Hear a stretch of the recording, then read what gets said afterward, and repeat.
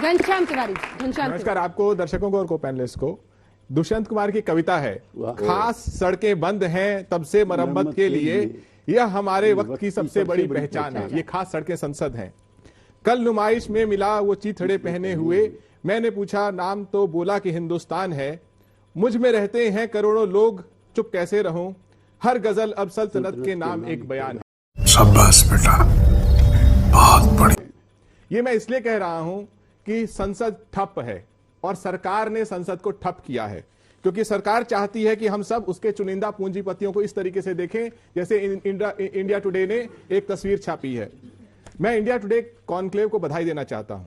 आप सोचिए कितना मजबूत मंच है जिसके हम सब हिस्सा हैं। मुझे लगता है इसके लिए ताली बजानी चाहिए आप सभी लोगों को। इंडिया टुडे कॉन्क्लेव में देश के प्रधानमंत्री बोलेंगे, देश के अनेक मंत्री बोलेंगे, फ्राइडे को भी बोलेंगे और सैटरडे को भी बोलेंगे। सैटरडे को संसद नहीं चल रही तब भी बोलेंगे। सोचिए ये इंडिया टुडे कॉन्क्लेव में मंच पर जाकर के बोल सकते हैं, लेकिन संसद में जहां पे इनके पास भारी बहुमत है चुप रहते हैं, घुस नहीं सकते। क्या आपने देश के प्रधानमंत्री को संसद में घुसते देखा है? क्यों चुप है? मतलब जब इस सत्र में क्या आपने देखा है? भाई क्या सत्र में तो सत्र चलेगा, नहीं, क्यों नहीं चलने दे रहे आप लोग? मैं बात पूरी करता हूं। देश के प्रधानमंत्री ने तय किया है कि संसद को चलने नहीं देना है। क्यों तय किया? जब इस सत्र के पहले भाग में वो 3 घंटे बोले तो पहली बार संसद में क्या गूंज रहा था? इंडिया इंडिया नहीं गूंज रहा था। ये लोग अपने आप को देश का सबसे बड़ा राष्ट्रभक्त मांगते हैं। क्या भारतीय जनता पार्टी के 100 सांसद इंडिया इंडिया चिल्ला रहे थे? नहीं, वो मोदी मोदी मोदी चिल्ला रहे थे। और दूसरी तरफ लोग क्या चिल्ला रहे थे? अडानी अडानी अडानी चिल्ला रहे थे। जब प्रधानमंत्री जी ने यह दृश्य देखा, उसके बावजूद 3 घंटे वो एक शब्द नहीं बोल पाए। ये भारतीय जनता पार्टी के अटल अडवाणी युग का समापन था, नरेंद्र अडवाणी युग की बुनियाद थी। तो ये जो नरेंद्र अडानी युग का की जो बुनियाद है, इसमें संसद नहीं चलेगा, उनके पूंजीपतियों को इस तरीके से रख रखाव होगा। लेकिन जो देश के मुख्य मुद्दे हैं, जो इंडिया टुडे ही कहता है कि देश में 18 से 24 साल के लगभग 50% युवा बेरोजगार हैं, यहां पे बहुत सारी महिलाएं हैं, लड़कियां हैं, सब की इच्छा होगी कि जाके काम करें। पिछले 8-9 साल में आप देखिए फीमेल लेबर फोर्स पार्टिसिपेशन लगातार गिरता रहा है। क्या किया है इन्होंने? मैंने इंडिया टुडे के मंच पर अनेक बार पूछा है। ये लोग कहते हैं कि इन्होंने लगभग 33 करोड़ लोगों को मुद्रा लोन दिया है। यहां पे कम से कम 200 लोग हैं। आप हाथ खड़ा कीजिए, क्या आप में से किसी को मुद्रा लोन मिला है? क्या आप किसी को जानते हैं कि किसी को मिला हो? तो जो सरकार निरंतर झूठ बोलती है, जिसकी इसमें कोई इंटरेस्ट नहीं है कि आपको लोन मिलेगा कि नहीं मिलेगा, लेकिन अदानी जी को लोन मिलेगा। कोई इंटरेस्ट नहीं है कि आपकी रोजगार लगेगी कि नहीं लगेगी, लेकिन संसद ठप रहेगी। क्यों? क्योंकि राहुल गांधी को माफी मांगना है। अगर राहुल गांधी को माफी मांगना है, आप संसद चलने दीजिए। जब राहुल के साथ है नहीं, ये तो बता दीजिए। मैं ये कह रहा हूं कि मैं संसद के साथ हूं। मुझे लगता है कि जितने राहुल के पक्ष में है, ये जितने भी लोग हैं, ये सब वोट इसलिए करते हैं, ये सब लोग सभी लोग इसलिए वोट करते हैं कि संसद में आपका जो प्रतिनिधि चुना जाए वो आपके रोजगार की बात करे, वो आपके शिक्षा की बात करे, आपके स्वास्थ्य की बात करे। इसलिए नहीं क्योंकि प्रधानमंत्री डरे हुए हैं तो सारी समूची संसद बंद है और रोज नए बहाने बनाए जा रहे हैं। इंडिया टुडे कॉन्क्लेव में तो जा सकते हैं, लेकिन वो संसद जो आपके घर के बगल में है वहां नहीं जा सकते। तेरा बाप यहाँ छोड़कर गया था कि तेरी माँ?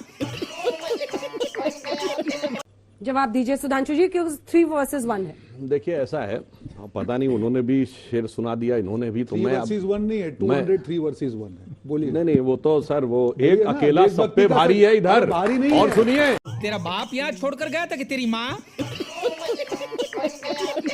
देश पे भारी है, बेरोजगारी है, महंगाई है, पूरा बात बहुत भारी है। और सुनिए, इतना भार बढ़ चुका है, जो एक अकेला है ना, इतना भारी है। अरे सर, ये उधर जो एक अकेला है वो बाकी किसी भारी ना भारी, अपनी पार्टी बहुत भारी है। 137 साल में ला के सबसे बुरे दौर में लाके खड़ा कर दिया। 2 बार नेता प्रतिपक्ष बनने की स्थिति नहीं आई। कह रहे नहीं मैं, तो मैं इन दोनों को एक इनके बारे में एक लाइन बताता हूं जो इनके विचारधारा के कवियों ने लिखी है, और मोदी जी के आगमन से बहुत पहले, जब भाजपा का कुछ भी नहीं था।